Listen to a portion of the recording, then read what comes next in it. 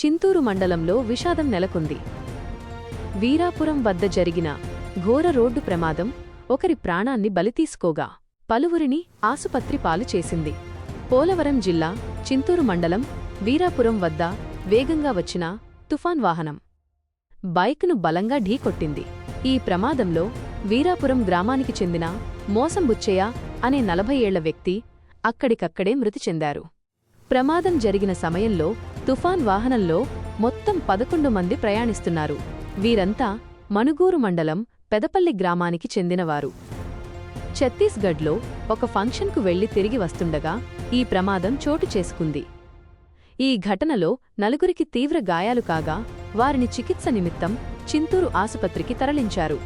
ఈ ప్రమాదంలో తుఫాన్ వాహనంలో ఉన్న 6గురు చిన్నపిల్లలు సురక్షితంగా బయటపడటంతో అందరూ ఊపిరి పీల్చుకున్నారు.